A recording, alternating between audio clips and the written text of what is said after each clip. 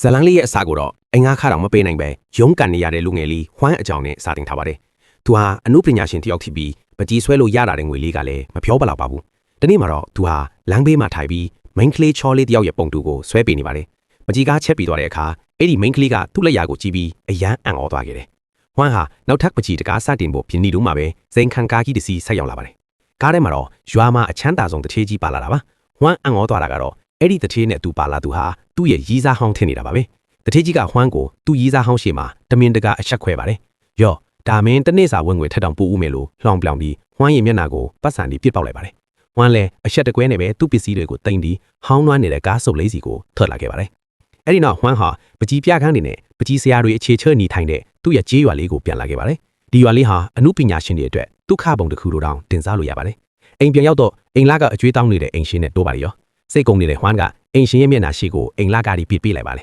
။ဒါပေမဲ့အိမ်ရှင်ကဒါကပြီးခဲ့တဲ့လအတွက်ပဲရှိသေးတယ်။ဒီလအတွက်ကြံသေးတယ်လို့ပြောတဲ့အခါဝမ်းကနောက်မှပေးမယ်လို့ခအေးအေးပဲကန်ဖီလိုက်ပါတယ်။အဲ့လာကိုအိမ်ရှင်ကဒေါသထွက်ပြီးဝမ်းကိုရေတံဘူးနဲ့ပြစ်ပေါက်လိုက်တော့ပါတယ်။အဲ့ဒီခါဝမ်းကအဲ့ဒီရေတံဘူးကိုကောက်ယူပြီးသူစုထားတဲ့ဘူးခွန်တွေကိုတေချာထည့်လိုက်ပါတယ်။သူဟာပလက်စတစ်ဘူးခွန်တွေကိုစုပြီးလာကုန်တဲ့အခါရောင်းလိရှိပါတယ်။အိမ်ရှင်ကလည်းဒါစင်းရဲသားတွေရဲ့တွေးခေါ်ပုံပဲဆိုပြီးဘူးခွန်လိုက်ကောက်တဲ့ဝမ်းကိုပြောပြီးထွက်ခွာသွားပါတယ်။အဲ့ဒီနောက်ဝမ်းဟာသူတနေ့နေ့မှာပကြီးပြကျင်တဲ့စိတ်ကူးရင်ပြကန်ကြီးစီကိုတွားခဲ့ပါတယ်။နေ့တိုင်းလိုလိုပဲသူဟာပြကန်ပိုင်ရှင်စီကိုတွားပြီးသူ့ပကြီးကားကိုကူညီပြတာပေးဖို့တောင်းဆိုပါတယ်။ပြကန်ပိုင်ရှင်ကပြတာဖို့အတွက်ပတ်စံတောင်းတဲ့အခါဝမ်းကပတ်စံအနှဲငယ်ကိုလည်းပေးလိုက်ပါတယ်။ဒါပေမဲ့ပြကန်ပိုင်ရှင်ကရဲမောပြီးဒီပတ်စံကနေရန်ဘော်ကတစတုမီတာစာနေရအတွက်တောင်မလုပ်ဘူးလို့ပြောပြီးအပေါ်တက်ကိုတက်သွားပါတယ်။ဝမ်းကနော့ကနေလိုက်သွားပြီးသူ့ပကြီးကိုပြတာခွင့်ပေးဖို့တောင်းဆိုတဲ့အခါမှာတော့ပိုင်ရှင်ကမင်းရဲ့အမှုပညာကပြခိုင်းမှာပြတာဖို့မလုံလောက်သေးဘူးဝမ်းလို့ခက်စိမ့်စိမ့်ပဲပြန်ပြောလိုက်ပါတယ်။အဲ့ဒီခါဝမ်းကကျွန်တော်လက်ရတဲ့အရန်တိုးတက်လာပါတယ်လို့ပြန်လေပြောဆိုလိုက်ပါတယ်။ကျွန်တော်ရီးစားတီယွန်ကတော့ကျွန်တော်ရဲ့လက်ရာကိုတဘိုးကြတယ်ဗျ။တကယ်တော့ဝမ်းရှေရီးစားထူတီယွန်ကမျက်စိမမြင်ရှာပါဘူး။လွန်ခဲ့တဲ့နှစ်အနည်းငယ်ကမျက်စိယောဂတစ်ခုကြောင့်သူမအလင်းကွယ်သွားခဲ့တာပါ။အဲ့ဒီခါပြကန်းပိုင်ရှင်ကနှာခေါင်းရှုံပြီးအော်ဒါဆိုမင်းကမျက်မြင်ရီးစားရဲ့အမြင်ကိုအားကိုးနေတာပေါ့လေ။မင်းတော့ယူသွားပြီလို့လောင်ပါတယ်။ပြီးတော့ပကြီးတစ်ချက်ကိုလက်ညှိုးထိုးပြီးဒီမှာကြည့်စမ်းဒါမျိုးမှပကြီးကွာကြည့်လိုက်တာနဲ့ဖောက်တောင်စားလာတယ်။အဲ့ဒီလောက်အထိအသက်ဝင်တာလို့ပြောချလိုက်ပါတယ်။ဝမ်းခမညာစိတ်ပြက်အားငယ်သွားပြီးဘာပြန်ဖြိုးရမှတောင်မသိတော့ပါဘူး။တီယုံအကြောင်းပြန်ဖြိုးရရင်သူမမျက်စိမမြင်ရတဲ့အတွက်ရနိုင်တဲ့အလုပ်ကအနှိမ့်ဆဲမလို့ပဲရှိပါတယ်။စိတ်မကောင်းစရာကတော့ဒီအလုပ်ဟာသူမအတွက်နှောက်ယှက်စော်ကားပြင်ဖို့အနေနဲ့များစလို့လူတွေကလည်းသူမမျက်စိမမြင်တာကိုအခွင့်ကောင်းယူကြပါတယ်။ဒီနေ့မှာတော့ဟွန်ဟာတီယုံကိုတယောက်ယောက်ကနှောက်ယှက်နေတာကိုတွေ့သွားပြီးချက်ချင်းပဲလက်စားကြည့်ပါတော့တယ်။နှောက်ယှက်တဲ့သူတွေကိုသူတို့လုပ်သူလိုမျိုးအတိအကျပြန်လုပ်ပေးလိုက်တာပါ။သူကကဲအခုဒီမိန်းကလေးခံစားရတာကိုမင်းတို့သိပြီလားလို့မေးလိုက်ပါတယ်။သူတို့တွေနောင်တရသွားမယ်လို့သူမျှော်လင့်ထားပေမဲ့တကယ်တမ်းမှာတော့သူတို့ကလူစုပြီးဟွန်ကိုဝိုင်းရိုက်ကြပါလေရောအရိုက်ခံရပြီးနောက်ဟွန်နဲ့တီယွန်တို့အခန်းကိုပြန်လာကြပြီးတီယွန်ကသူ့တန်ရာဒီကိုဆေးထည့်ပေးပါတယ်ဟွန်ကတော့ကြွားလုံးထုတ်ပြီးငါသူတို့ကိုတယောက်မကြံတနာညာတာမှမရှိပဲဆော့ပလော်တီးပေးလိုက်တာလို့ပြောပါတယ်အဲ့ဒီလူတွေအော်ဟစ်နေတဲ့အတန်းကိုကြားခဲ့တဲ့တီယွန်ကလည်းဟုတ်တယ်သူတို့အရိုက်ခံရလို့နာကျင်ပြီးအော်နေကြတာကျမကြားတယ်လို့ပြန်ပြောပါတယ်တကယ်တော့အဲ့ဒီအော်တန်တွေကဟွန်ကိုတိုင်နာလို့အော်တဲ့အတန်းတွေဆိုတာတီယွန်မသိချပါဘူးအဲ့ဒီနောက်မှာတော့ဟွန်ကသူမကိုဖနက်အစ်စ်တစုံလက်ဆောင်ပေးပြီးအန်အော်သွားအောင်လုပ်လိုက်ပါတယ်တီယွန်ကတော့အရန်သဘောကျသွားတာပေါ့သူတို့နှစ်ယောက်ခဏလောက်အတူတူကကြပါတယ်အဲ့ဒီအချိန်မှာပဲဟွန်ကသူမကိုနမ်းဖို့ပြင်လိုက်တော့တင်ယွန်ကအခန်းထဲမှာတခြားတစ်ယောက်ယောက်ရှိနေတယ်လို့မျိုးအတန်းကြားလိုက်ရပါတယ်သူမကဘသူလဲလို့မေးလိုက်တဲ့အခါဟွန်ကပြပြတလဲနဲ့အော်အင်းကနေနှင့်ထုတ်ခန့်လိုက်ရတဲ့တငယ်ချင်းတစ်ယောက်ပါလို့အကြောင်းပြလိုက်ပါတော့တယ်သူငါနဲ့အတူခဏလာနေတာပါလို့ဟွန်ကလင်ပြောလိုက်ပါတယ်သူတငယ်ချင်းကိုမျက်စိမိတ်ထားဖို့ပြောပေမဲ့တင်ယွန်ကတော့အနေခက်တာနဲ့ထပ်သွားပါတော့တယ်အဲ့ဒီနောက်မှာတော့ဟွန်နဲ့သူ့တငယ်ချင်းဟာခေါင်းမိုးပေါ်တက်ပြီးအရက်အတူတူတောက်ကမူးပြီးအေးပြောသွားကြပါတယ်အဲ့ဒီအချိန်မှာပဲသူတို့အပေါ်တဲ့တဲ့မှာအာကာယရင်ပြန်ကြီးတစ်စီးပေါ်လာပါတယ်ဟွန်ကလက်နူလာပြီးသူ့တငယ်ချင်းကိုနိုးပေမဲ့တငယ်ချင်းဖြစ်သူကတော့အိမ်မောကြနေတော့မှာပဲရင်ပြန်ကြီးကသူတို့ရက်ကွက်အပေါ်မှာဝယ်နေပြီးရင်ပေါ်ကနေကာသွန်းဇက်ကင်နဲ့တူတဲ့မိန်းကလေးတယောက်ကိုဆင်းလာတာကိုဟွန်မြင်လိုက်ပါတယ်သူမနဲ့ပါလာတဲ့တခြားနှစ်ယောက်ကိုတနေရာစီညွန့်ပြနေပါတယ်ကြည့်ရတာသူတို့တွေဟာဒီဒေတာကိုပန်းချီဆွဲဖို့ရောက်လာကြတာနဲ့တူပါတယ်ဟွန်ကသူတို့ကိုတတ်ပုံရိုက်ဖို့လှုပ်လိုက်တဲ့အခါမမျော်လင့်ပဲအမားတစ်ခုမြင်မိပါတယ်အဲ့ဒါက flash me ဖွင့်ထားတာကိုမေ့သွားတာပါပဲ flash me ကိုမြင်သွားတဲ့ Q တိုက်တွေဟာစက္ကန့်ပိုင်းတွင်မှာပဲရင်ပြန်နဲ့တူပျောက်ကွယ်သွားကြပါတယ်ဒါပေမဲ့သူတို့တစ်ခုခုကြံထဲတာကိုဟွန်တတိထားလိုက်မိပါတယ်။သွားကြည့်လိုက်တဲ့အခါအဲ့ဒါဟာမှောဖောင်တိန်တစ်ကြောင်ဖြစ်နေပါတယ်။အဲ့ဒီခါဟွန်ကဖောင်တိန်ကိုသိမ်းထားပြီးပြန်အိတ်လိုက်ပါတယ်။နောက်တနေ့မနေ့မှာတော့ညကအကြောင်းလေးကိုပြန်တွေးပြီးတုံတုံရင်ရင်နဲ့နူလာပါတယ်။သူ့တငယ်ချင်းကမင်းတေးနေတာလားအိတ်နေတာလားလို့နှောက်ပြောလိုက်ပါတယ်။ဟွန်ကခေါင်ဘိုးပေါ်မှာဖိပြက်ခဲ့တဲ့အကြောင်းအရာတွေကိုအားတက်စွာပြောပြလာပေါ့။အန်အော်စရာကောင်းလာကဟွန်ပြောမဲ့အကြောင်းအရာအသေးစိတ်တွေကိုသူ့တငယ်ချင်းကကြိုးပြီးပြောနေတာပါ။မင်းလည်းမြင်လိုက်ကြလားဆိုပြီးဟွန်ကအန်အော်သွားပါတယ်။တကယ်တမ်းကျတော့ဟွန်ကအိမ်မက်ထဲမှာရောင်းပြီးတွတ်အော်ပြောနေမှုတီးနေတာပဲဖြစ်ပါတယ်။အိဆာနီမှာတော့ဟွန်ကဂီယိုသားသုံးပုံကိုဆွဲထောက်ခဲ့တဲ့တည်းလေလို့သူ့တငယ်ချင်းကဆိုပါတယ်။အဲ့ဒီနောက်ဟွန်လဲလမ်းဘေးမှာပန်းချီဆွဲဖို့ထွက်လာခဲ့ပါတယ်။သူပန်းချီဆွဲနေတော့မှစေးကုံသွားပါတယ်။ တခြားဆေးတွေလိုက်ရှာပေမဲ့သူလိုချင်တဲ့အယောင်ကိုရှာမတွေ့ပါဘူးအဲ့ဒီအချိန်မှာပဲညကရခဲ့တဲ့ဂီယိုသားဖောင်တင်ကိုတတိယသွားပြီးအဲ့ဒါနဲ့ပဲပန်းကြီးကိုအဆုံးသတ်ဖို့ဆုံးဖြတ်လိုက်ပါတယ်အဆန်းအနေနဲ့စာရွက်အလောက်ပေါ်မှာအရင်ချစ်ကြည့်လိုက်တဲ့အခါသူဆွဲလိုက်တဲ့ပုံကချက်ချင်းဆိုတိုင်းနဲ့အပြင်မှာတကယ်ဖြစ်လာပါတော့တယ်ဟွန်တယောက်ဆွန့်အားသွားတာပေါ့ဒါဟာတကယ်ပါလားဆိုတာအတီးပြဖို့ပန်းတီတစ်လုံးကိုဆွဲလိုက်ပါတယ်အဲ့ဒီခါပန်းတီကအပြင်မှာတကယ်ပေါ်လာပါပြန်တယ်ဟွန်လဲဝမ်းသာအားရနဲ့အဲ့ဒီပန်းတီကိုစားကြည့်တော့တကယ်စားလို့ရတဲ့အသီးစစ်ဖြစ်နေပါတော့တယ်အရင်စိတ်လို့စားသွားပြီးစားလက်စားပန်းတီကိုအိတ်ထဲထည့်ပြီးသူ့တငယ်ချင်းစီပြီးသွားပြီးအကြောင်းစုံကိုပြောပြလာပေါ့သူဆွဲလိုက်လို့အသက်ဝင်လာတဲ့ပန်းတီကိုလည်းတက်တီအဖေးပြလိုက်တာပေါ့ဒါပေမဲ့ထုံးစံအတိုင်းသူ့တငယ်ချင်းကတော့မယုံပါဘူးစားလက်စားပန်းတီကိုကောက်စားပြီးမင်းဘာဒီယူးကြောင်လက်လျှောက်ပြောနေလာလဲစီးုံထွားပြလိုက်အောင်လို့ပြောပါတယ်အဲ့ဒါနဲ့ဟွန်ကတက်တီပြုတ်ဖို့သူ့တငယ်ချင်းတောင်းဆိုကြလို့ရွှေတုံတစ်ချောင်းဆွဲပြလိုက်ပါတယ်ဒါပေမဲ့ထူးဆန်းလာကဆွဲပြီးချင်းအပြင်မှာပေါ်မလာသေးပါဘူးသူ့တငယ်ချင်းကနှခမ်းရှုံးပြီးအဲ့ဒီစာရွက်ကိုဖီတင်းဘော့ကနေအပြင်ကိုလွှင့်ပြလိုက်ပါတယ်အဲ့ဒီအချိန်မှာပဲအပြင်ကနေအဖိုးကြီးတယောက်နာကျင်လို့အော်ဟစ်နေတဲ့အတန်ကိုကြားလိုက်လာပါတယ်စာရွက်ကသူ့ခေါင်းကိုသွားမှန်တဲ့ကြောက်ပဲပါအဖိုးကြီးကပဒင်းပေါက်ကနေအုတ်ခဲနဲ့ပေးတာသလားဆိုပြီးလှမ်းဆက်ပေမဲ့မြေကြီးပေါက်ကရွှေတုံးကိုမြင်ထွက်တဲ့အခါမှာတော့အတန်တိတ်သွားပြီးအိတ်ထဲအမြန်ထက်ကဘာမှမဖြစ်တယ်လို့မျိုးထွက်သွားပါတော့တယ်အဲ့ဒီတော့မှဟွမ်ရတငယ်ချင်းလဲဟွမ်ပြောတာကိုယုံသွားပါတော့တယ်သူကဟွမ်ကိုပိုကြီးတဲ့ရွှေတုံးကြီးတုံးဆွဲခိုင်းတော့တာပေါ့ဟွမ်ကလည်းဆွဲပေးလိုက်တဲ့အခါနှစ်ယောက်သားအန်အောမြင်တတ်သွားကြပါတယ်သူတို့နေတာကအခန်းချင်းလေးဆိုတော့ဟွမ်ကအိမ်ကြီးတစ်လုံးကိုစုံဖြတ်လိုက်ပါတယ်သူဆွဲလိုက်တာတဲ့တပြိုင်နက်မျိုးလေကောင်းမှာဘဲကမှမသိတဲ့နန်းတော်ကြီးလိုမျိုးအိမ်တစ်လုံးရုတ်တရက်ပေါ်လာပါတော့တယ်လူတွေအားလုံးအန်အောသွားကြတာပေါ့ခဏနေတော့ရဲတွေရောက်လာပြီးငါတို့ဒီနားကိုလွန်ခဲ့တဲ့9မိနစ်ကမှဖြတ်သွားတာဘသူကဒီလောက်မြန်စောက်လိုက်တာလဲဆိုပြီးဝေခွဲမရဖြစ်နေကြပါတ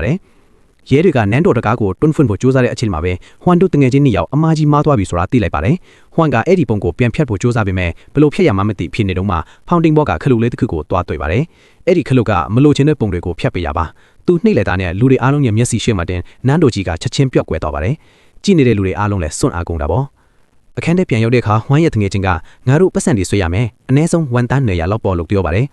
်သူကိုယ်တိုင်ကနန်းတွေရေးဆွဲကြည့်ပေမဲ့ပတ်စံဖြစ်မလာပါဘူးကနန်းအတိုင်းပဲပေါ်လာခဲ့ပါတယ်အဲ့ဒါနဲ့ဟွမ်ကဖောင်တင်ကိုယူပြီးပတ်စံအထောက်လိုက်ပုံတွေကိုကျွမ်းကျင်စွာဆွဲလိုက်တဲ့အခါစက္ကန့်ပိုင်းအတွင်းမှာပဲအခန်းတစ်ခုလုံးပတ်စံတွေနဲ့ပြည့်လန်သွားပြီးသူတို့နှစ်ယောက်ကိုတောင်မြုပ်သွားစေပါတယ်အဲ့ဒီနောက်မှာတော့အိမ်ပိုင်ရှင်ကရောက်လာပြီးပကျင်းစရာတွေကိုအမိုက်တွေရှုပ်အောင်ထားတယ်ဆိုပြီးစူးပါတော့တယ်မင်းကလေးတယောက်ကပြန်ပြောဖို့လုပ်ပေမဲ့အိမ်ရှင်ကမင်းကတော့ယောက်ျားတစ်ယောက်နဲ့ဝင်လာပြီးနောက်တစ်ယောက်နဲ့ထွက်သွားတာပဲလို့ပိတ်ခေါက်လိုက်ပါတယ်ပြီးတော့ဟွမ်ကိုပါစူဖို့လန့်ခေါ်လိုက်ပါတယ်ဒါပေမဲ့ရုတ်တရက်ဆိုသလိုဟွမ်လက်တို့တငယ်ချင်းဟာတထေးဝစ်စုံလို့ထင်မဲ့ရတဲ့ဝစ်စုံလိုမျိုးတွေဝစ်ပြီးတရက်ကွက်လုံးရှိမှကြော့ကြော့ဝါဝါနဲ့ထွက်လာကြပါတော့တယ်ဟွမ်ကပတ်စံအထောက်လိုက်ချင်းထောက်လိုက်ပြီးအင်ရှင်ကိုဒီမှာနောက်ထပ်အနှစ်200စာအတွက်အိမ်လာကားဆိုပြီးပေးလိုက်ပါတယ်အင်ရှင်လဲဟွမ်ဒီပတ်စံဒီဘဲကရမှမသိပဲအံ့အားသွားရတာပေါ့ဒါဒီမကပါဘူးမကြခင်မှာပဲမိမချောတွေပါဝင်တဲ့ဇင်ခံကားတွေနဲ့အတူဟွမ်တို့တငယ်ချင်း2ယောက်ဟာထွက်ခွာသွားကြပါတယ်သူဟာသူ့အငဲ့မခဲ့တဲ့ကွန်ဒိုကိုဝယ်ဖို့ထိတ်တန်းအိမ်ချမ်းမြေကုမ္ပဏီတစ်ခုကိုတွားခဲ့ပါတယ်။အဲ့ဒီမှာသူ့ရဲ့ရီးစားကောင်းနဲ့သူမရဲ့ရီးစားတစ်ကိုတွေ့လိုက်ပြီးရီးစားတစ်ကဒေါ်လာ15တန်အိမ်ကိုတောင်မဝယ်ပေးနိုင်လို့ငင်းနေတာကိုမြင်လိုက်ရပါတယ်။အဲ့ဒီအချိန်မှာပဲဟွမ်ကအရင်နှိမှုစီကိုတွားပြီးအကောင်းဆုံးနေရာမှာရှိတဲ့အိမ်တစ်ကလုံးဝယ်ချင်တယ်လို့ပြောလိုက်ပါတယ်။သူကရီးစားကောင်းရှိမှတင်လက်ငင်းငွေသားနဲ့ပေးချေလိုက်တဲ့အတွက်ရီးစားကောင်းကသူ့ကိုလက်လွတ်ခဲ့မိတာကိုချက်ချင်းနောင်တရသွားပါတော့တယ်။အဲ့ဒီညမှာပဲဟွမ်ကမျက်စိမမြင်ရှာတဲ့သူ့ချစ်တီးယုံကိုသူဝယ်ထားတဲ့အိမ်အကြီးကြီးတစ်လုံးစီကိုခေါ်သွားပြီးအံ့ဩစေတယ်ပါတယ်။သူကသူမရှိမှဘာရှိလဲဆိုတာခံမိုင်းခိုက်တော့တီယုံကဝန်တန်း40တန်အိမ်တစ်လုံးမလားလူတွေအားလုံးကမင်းအကြောင်းနဲ့မင်းဝယ်နေတဲ့ PC တွေအကြောင်းပဲပြောနေကြတာလို့ဖြေပါတယ်ဟွမ်ကတော့သူ့ရဲ့ surprise အစီအစဉ်ပြတ်သွားလို့နည်းနည်းစိတ်ပြတ်သွားပေမဲ့အောင်မြင်ပွဲကိုဆက်လုပ်ပါတယ်သူမမျက်စိမမြင်ရတဲ့အတော့ဟွမ်ကမင်းကလေးတစ်ယောက်ကိုငါထားပြီးအိမ်ကြီးကဘလောက်လှသွားတယ်လဲနဲ့ fancy မိဆိုင်တွေအကြောင်းကိုအသေးစိတ်ဖော်ပြခိုင်းပါတယ်အဲ့တဲ့ဒီအားလုံးရဲ့ရှေ့မှာဟွမ်ကသူမကိုလက်ထက်ခွင့်ပြောပေမဲ့တီယုံကညှင်းဆိုပြီးထွက်သွားပါတော့တယ်ဟွမ်ကနောက်ကလိုက်ပြီးသူမကိုသူမချစ်တော့ဘူးလားလို့မေးပါတယ်သူမကချစ်ပါတယ်လို့ပြန်ဖြေတဲ့အခါဟွမ်ကမင်းကငါ့ကိုချစ်ရင်ဘာလို့လူတွေရှေ့မှာငါ့ကိုအဆက်ခွာပြီးညှင်းလိုက်ကလဲလို့မေးပါတယ်သူမကတော့ဒါဟာဟွမ်ရဲ့အကျိုးအကဲကြောင့်ဖြစ်တယ်လို့ပြန်ပြောပါတယ်ဟွမ်ကတော့သူဟာအခြားဘက်မင်းကလေးကိုမဆိုရွေးချယ်နိုင်ပေမဲ့သူမကိုပဲရွေးတာဖြစ်တယ်လို့ပြောပြပါတယ်သူဟာတကယ်ချမ်းသာတာမဟုတ်ပဲအမှုပညာကြောင့်ချမ်းသာလာတာဖြစ်တယ်လို့ရှင်းပြပါတယ်အဲ့ဒီတော့မှတီယွန်ကဟွမ်ရဲ့ပချီကားတွေရောင်းလို့နာမည်ကြီးလာတာလို့ထင်သွားပါတယ်ဒါနဲ့ဟွမ်ကဂီယိုလင်စားတွေကရခဲ့တဲ့မှောင်ဖောင်းတဲ့အကြောင်းကိုအမှန်တိုင်းပြောပြလိုက်ပါတယ်တီယွန်ကမှောင်ဖောင်းတဲ့အကြောင်းကိုကြားတဲ့အခါမှာတော့သူမမြင်လိုက်ဖို့အတွက်မျက်လုံးတစ်စုံဆွဲပေးဖို့ဟွမ်ကိုတောင်းဆိုပါတော့တယ်ဟွမ်ကတီယွန်ရဲ့အကြံကိုသဘောကျပြီးမင်းကလေးချော်ချော်လေးတယောက်ရဲ့မျက်လုံးတွေအတိုင်းပုံစံတူလှလှပပဆွဲပေးလိုက်ပါတယ်သူတို့နှစ်ယောက်စလုံးမျက်လုံးတွေကပကြီးကားတွေကထွက်လာပြီးတီယွန်ရဲ့ကိုယ်ထဲကိုဝင်သွားဖို့စောင့်နေခဲ့ပေမဲ့ထင်းတယ်လို့ဖြစ်မလာပါဘူးအဲ့ဒီမျက်လုံးတွေကတငယ်ချင်းရဲ့ပကုံးပေါ်မှာသွားပေါ်နေတာကြောင့်တကယ်ကိုခရီးချောင်းစရာကောင်းနေပါတယ်ဒါကြောင့်လည်းဟွမ်ကအဲ့ဒီမျက်လုံးတွေကိုအမြန်ပြန်ဖြတ်လိုက်ရပါတယ်သူတို့ကမျက်ခဏတစ်ခုလုံးကိုသာဆွဲလိုက်ရင်ဘယ်လိုဖြစ်လာမလဲပိုပြီးဂရေးချောင်းစရာကောင်းနေမလားဆိုပြီးစဉ်းစားမိပါတယ်ဒါကြောင့်သူတို့ကတီယွန်ရဲ့ခန္ဓာကိုယ်တစ်ခုလုံးကိုဆွဲပြီးမျက်ခဏပေါ်မှာမျက်လုံးတွေကိုအတီအကျနေရာချပြီးဆွဲဖို့ဆုံးဖြတ်လိုက်ပါတယ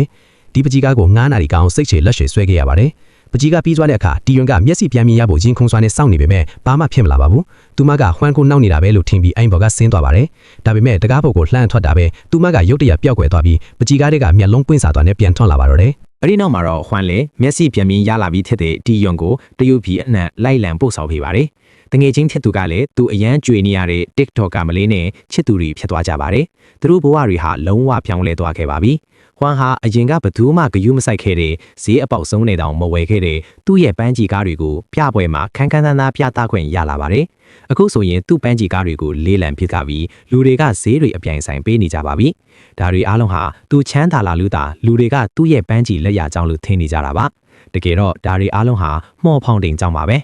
ဲဒါပေမဲ့မှော်ဖောင်တင်ဟာအရာရာကိုအလကားဖန်တီးပေးတာမျိုးတော့မဟုတ်ပါဘူးတီယွန်လက်မျက်လုံးတွေတောင်ဘဲကမှမထိပဲပေါ်လာတာမဟုတ်ပါဘူးတကယ်တော့တီယွန်မျက်စိပြန်မြင်ရတဲ့အချိန်အတိအကျမှာပဲနမဲကြီးမင်းသမီးတိလောက်ဟာရိုက်ကွင်းပေါ်မှာရုပ်ကရဲ့မျက်စိကွဲသွားခဲ့ပါတယ်ဒီတဲ့တင်ကလူမှုကွန်ရက်မှာပြန့်နှံ့သွားပြီးလူတွေအားလုံးအံ့ဩနေကြပါတယ်ဟွမ်တို့ဆွဲလို့ရလာတဲ့ပတ်စံတွေကလည်းဒီတိုင်းပေါ်လာတာမဟုတ်ပါဘူးဘန်တစ်ခုတည်းကနေအဲ့ဒီပမာဏအတိုင်းပျောက်ကွယ်သွားလာဖြစ်ပြီးလုံခြုံရေးကင်မရာတွေမှာလည်းပတ်စံတွေအလိုလိုပျောက်သွားတာကိုဖမ်းမိထားပါတယ်ရဲတွေကလည်းဘာတွေဖြစ်နေမှန်းမသိလို့ယူမတက်ဖြစ်နေကြပါတယ်တစ်ဖက်မှာလည်းဟွမ်ရဲ့ရီးစားဟောင်းရဲ့လက်ရှိချစ်သူလီချောင်ရီကမနာလိုစိတ်တွေပြင်းထန်ပြီးဟွမ်ဘလို့ကြောက်ချမ်းသာလာလဲဆိုတာကိုစုံစမ်းနေပါတယ်ဘန်ကပတ်စံတွေပျောက်ဆုံးတဲ့တဲ့တင်ကိုကြားတဲ့အခါမှာတော့သူကအစအနရီကိုဆက်ဆက်မိပြီးတညာရဲနဲ့ချမ်းသာလာတဲ့လူတစ်ယောက်ကိုငါသိတယ်သူ့ပဲခိုးတာချိရမယ်ဆိုပြီးရဲတွေကိုတိုက်တန်းပါတော့တယ်အဲ့ဒီမှာပဲဟွမ်ဝယ်ခဲ့တဲ့တိုက်ခန်းတွေအတွက်အသုံးပြုခဲ့တဲ့ပတ်စံတွေရဲ့နမတ်စင်တွေဟာဘန်ကပျောက်ဆုံးသွားတဲ့ပတ်စံတွေနဲ့တူညီနေတာကိုရဲတွေကရှာဖွေတွေ့ရှိသွားပါတယ်ဒါကြောင့်ပန်းချီလေးလံပွဲအလဲမှာတင်ဟွမ်နဲ့မန်ဖာတို့ကိုတွားရောက်ဖမ်းဆီးပါတော့တယ်သူတို့နှစ်ယောက်ကသူတို့ဟာတခိုးတွေမဟုတ်ကြောင်းသူတို့မှလိုချင်တာကိုဖန်တီးပေးနိုင်တဲ့မှုအစွမ်းရှိကြောင်းရှင်းပြခဲ့ပြီးမြဲမှုဖောင်တင်းအကြောင်းကိုတော့ထဲ့မပြောခဲ့ပါဘူးသူတို့ကရဲတွေကိုကြိုက်တာတောင်းကြည့်ပါအခုချက်ချင်းပေါ်လာအောင်လုပ်ပေးမယ်လို့စိန်ခေါ်လိုက်ပါတယ်ရဲတွေကဖရာရီကားတစ်စီးတောင်းဆိုတဲ့အခါမှာဟွမ်တို့ကမှုအစွမ်းပြနေတော့ဘသူမှလွှဲ့မကြည့်ဖို့တောင်းဆိုပြီးဖရာရီကာနီလေးကိုရဲစခန်းရှိမှပေါ်လာအောင်လုပ်ပြလိုက်ပါတယ်ရဲတွေလည်းအံ့ဩမြင်သက်သွားပြီးခိုးမှုအတွက်ခိုင်လုံတဲ့တပ်တွေမရှိတော့တာကြောင့်သူတို့ကိုပြန်လှုပ်ပေးလိုက်ပါတယ်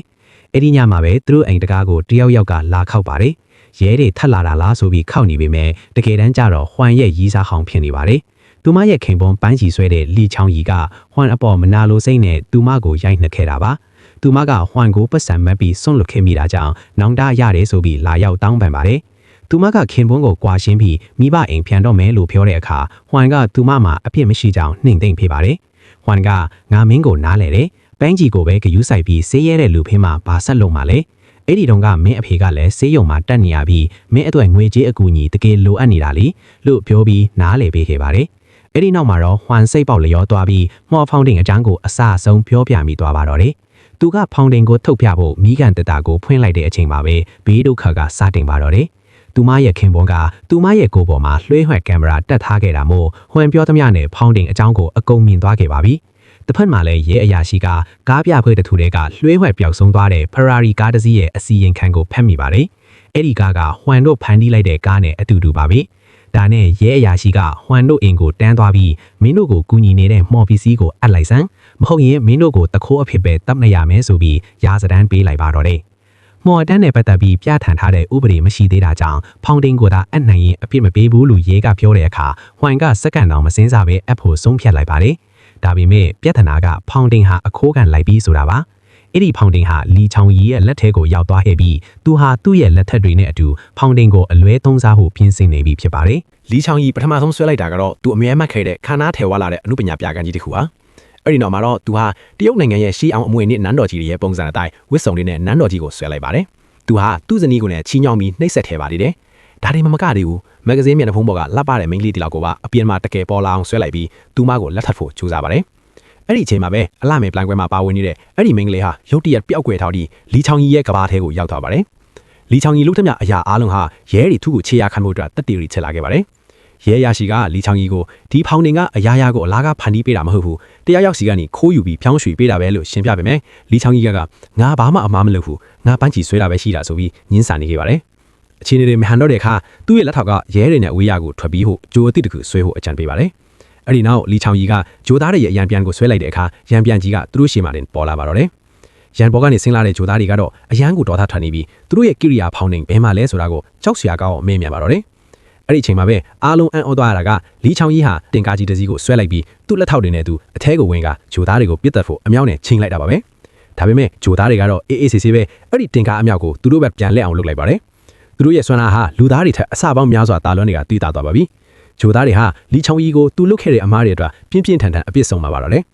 လီချောင်ကြီးဟာနောက်ဆုံးမှာတော့အရှုံးပေးလိုက်ရပြီးသူတို့ရဲ့ကိရိယာကိုပြန်ပေးလိုက်ပါတယ်ဒါပေမဲ့ဂျိုတယောက်ကသူတို့ရဲ့ကိရိယာကိုတာမန်ဖောင်းနေတစ်ချောင်းနဲ့တူအောင်ပြုပြင်ထားတာကိုမြင်တဲ့အခါမှာတော့အယမ်းကိုဒေါသထွက်သွားပါတယ်သူကလီချောင်ကြီးရဲ့မျက်နှာနာကိုဖောင်းနေကပ်ပြီးဒါဘသူလုတ်တာလဲလို့ဒေါသတကြီးမင်းမြန်ပါတော့တယ်